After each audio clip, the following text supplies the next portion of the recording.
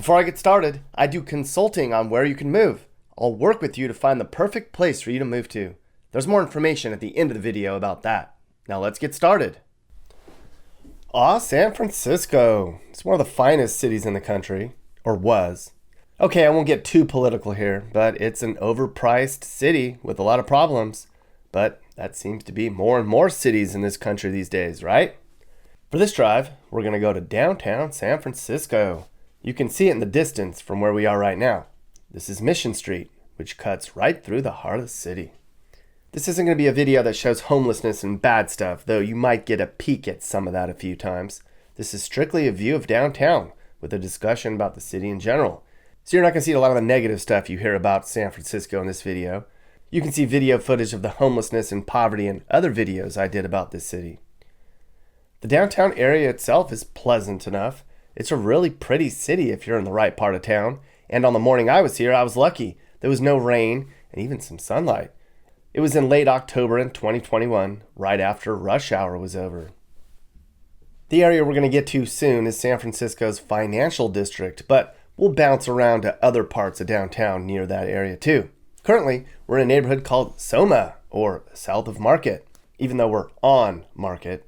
The area we're in now is dotted with high-end shopping, condos, museums, and major software and internet companies. Yelp, Airbnb, Uber, Trulia, LinkedIn, and other recognized companies make this neighborhood their headquarters. There were once cable cars, which ran right down the middle of the street we're driving on now. Did you know the fortune cookie was invented in San Francisco? Mappy, of all the things you could have bestowed upon us, and you brought up fortune cookies? Did you know there's more dogs than kids here? That's probably because millennials can't afford kids in San Francisco. Did you know San Francisco is the second most densely populated city in the country? I didn't, Mappy. Now, run along and go find a trolley to catch. Okay, so let's drive for a bit, and then we're going to talk about the next part of town when we get there.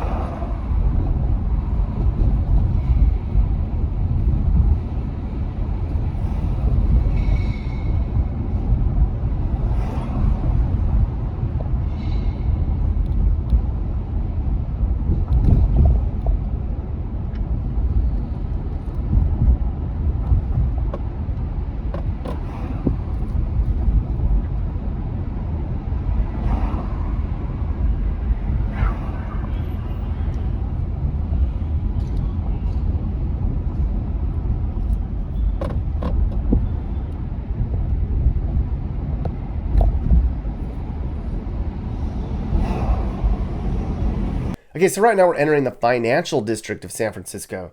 This is where all the big bucks are. This is the main central business district in town. All six of San Francisco's Fortune 500 companies are located in this district we're heading to now. Now, San Francisco's changed a lot since the 1980s. You might recall there was a big earthquake here in 1989 that destroyed a lot of buildings here, most notably residential homes just north of where we are now in the Marina District. After the recovery from the earthquake came the tech boom. Now, where we are in San Francisco isn't technically part of Silicon Valley. That begins 20 or so miles south of here. But there's still a ton of startups and tech companies in this part of town. I'll tell you that. Because so many tech companies have formed in this area, the cost of living has jumped dramatically here, making it very difficult for people to afford to live in this city. Just a decade ago, rent in San Francisco was closer to $1,000. Today, it's closer to $3,000. And that means a lot of workers have to live across the bay near Oakland, where it's far cheaper. And the average home price in San Francisco is close to $1.5 million, and that's by far the most expensive home price of all U.S. cities. And you know about the homelessness and drug use here. I've covered that many times before. However, most of the homeless in this city are victims of addiction and mental illness, not because of a cost of living. And a lot of that isn't right here where we are now. It's north and south of here. Now, this city has a bunch of problems, but it's a really pretty city in most areas. The architecture in many neighborhoods is really neat. There's parks and pretty views all over the place. There's so much culture here, and a lot of smart people are trying to change the world too. And within a short drive, you can experience a lot. So, how frustrated are you as a San Francisco resident that your city is getting worse and worse with homelessness and drug use and crime? And I mean, it's a beautiful city. It's really messed up right now. Yeah, the crime stuff, it's not just San Francisco. It kind of spreads around a lot of the Bay Area. I had my catalytic converter stolen a few months ago. That's something that's really been on the rise instead of just the smash and grab stuff that you've seen. There have been a couple videos of people actually. There was one, it was like on the on-ramp to the Bay Bridge. Someone, got out of a car, went up to another car, smashed the window and took stuff. Both cars running. This was a few months ago, and that's not a common thing, but you do see a lot of broken glass from car windows and stuff. It's probably the car break-in capital of the country, if not the world. And that's definitely frustrating. Anytime I go back to my car, it's kind of like, all right, let's look around. Let's make sure, do we still have all our windows? So that's definitely a concern. It's not like violent crime is a crazy issue. It's not like you worry too much about, someone coming up on you and shooting you, but there definitely is, a huge uptick in property crimes, at least within San Francisco, within Oakland, to a lesser extent within San Jose. And it definitely makes being in those actual urban areas less desirable for sure.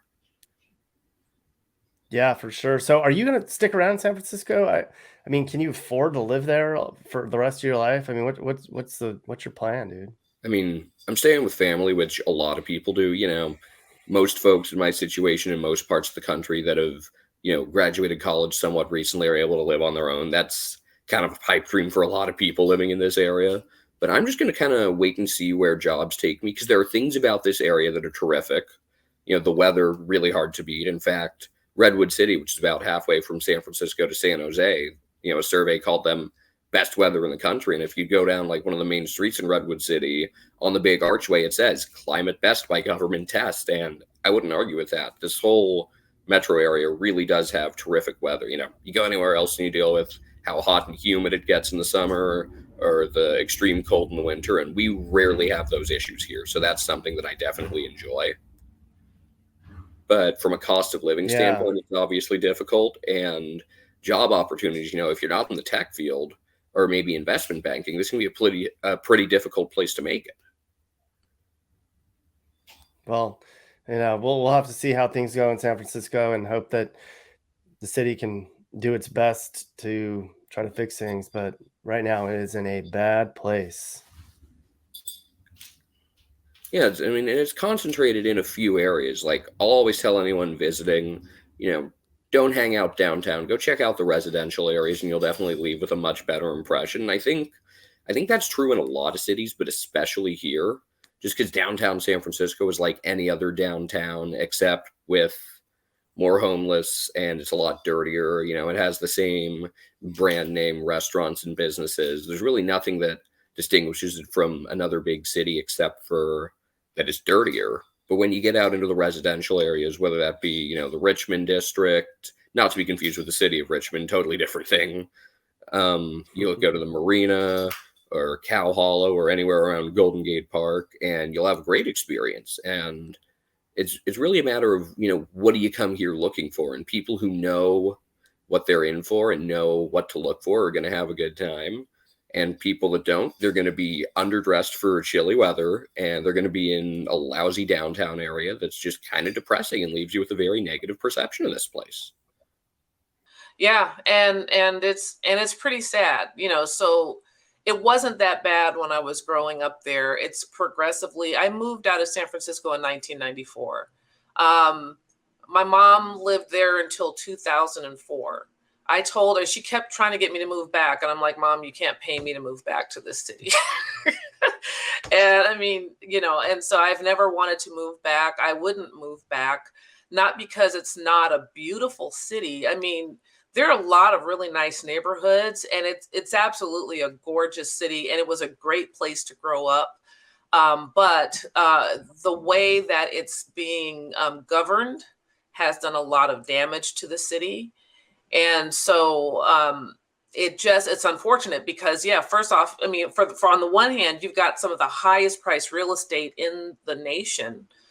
But at the same time, you have got, I mean, there's definitely a divide there. You've got one of the poorest populations, and the people who are living there who don't have the money to pay multiple millions of dollars are generally people who bought their homes, back in the 60s and 70s before the prices began to skyrocket, and they actually decided to keep those homes in the family. And so I have cousins who live there, who live in homes that their parents were smart enough to buy back in the 70s. And then they just, their children, were able to get the homes. And so their children actually have homes thanks to the foresight of the parents. But you have to earn a lot of money. And it's actually changed the culture of the city too. A lot of the people living in San Francisco now are from outside, not only of the state, but outside of the country. And so the dynamic there culturally is very different. When I grew up, most of the people on my block were from the South. It had a very Southern hospitality feeling. It's not like that anymore. So.